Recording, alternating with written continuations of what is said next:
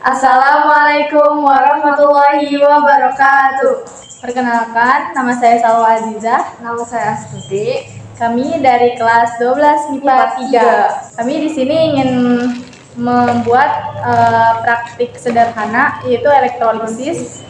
Tujuan dari praktikum ini yaitu yang pertama, mengetahui proses elektrolisis pada larutan NaCl dan H2O. Yang kedua, mengetahui zat apakah yang terjadi sebagai hasil elektrolisis pada anoda. Yang ketiga, mengetahui ion apakah yang terbentuk pada katoda sebagai hasil elektrolisis.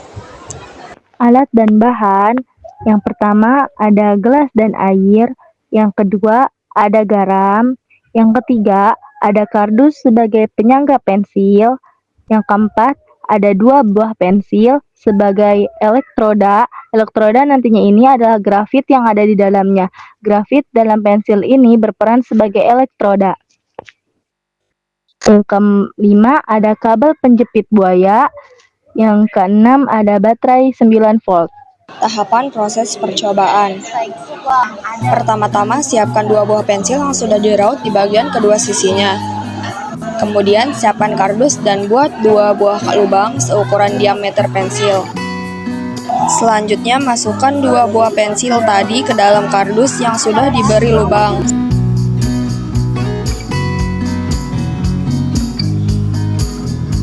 Selanjutnya siapkan air dan masukkan garam.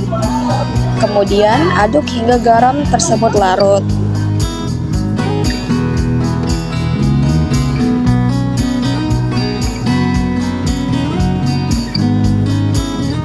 Selanjutnya hubungkan kabel penjepit buaya dengan baterai.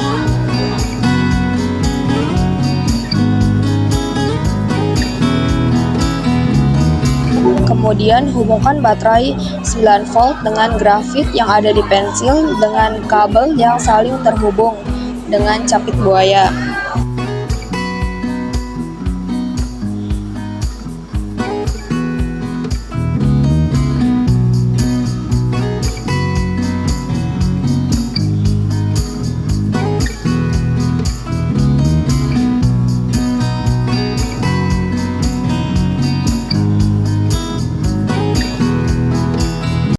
Hasilnya adalah terbentuk gelembung-gelembung pada ujung pensil.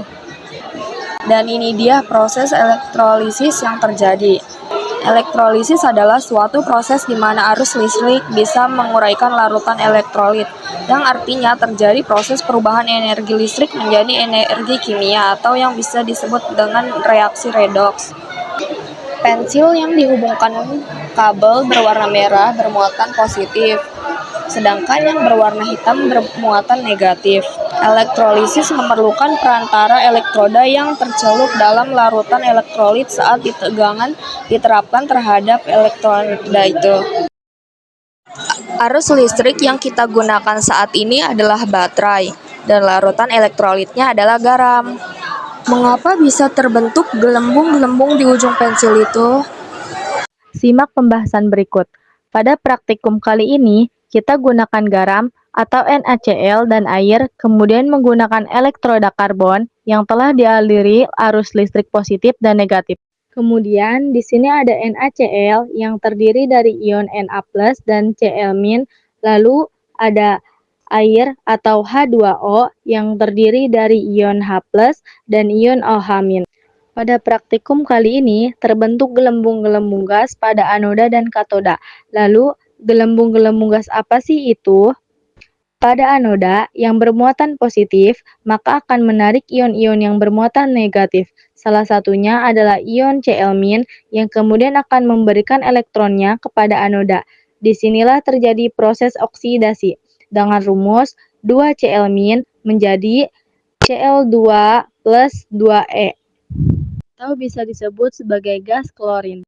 Lalu, pada katoda bermuatan negatif akan menarik ion-ion yang bermuatan positif untuk berkumpul di sekitarnya. Salah satunya adalah ion H+, kemudian ion H+ akan menerima elektron dari katoda dan terbentuklah reaksi reduksi dengan rumus 2H+ plus 2E menjadi H2 atau disebut juga dengan molekul hidrogen.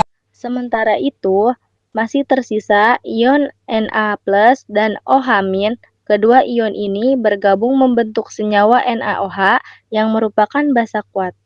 Kemudian dapat disimpulkan bahwa praktikum elektrolisis ini menghasilkan natrium hidroksida atau gas hidrogen dan gas klorin yang dapat dirumuskan 2NaCl plus 2H2O menjadi 2NaOH plus H2 plus Cl2.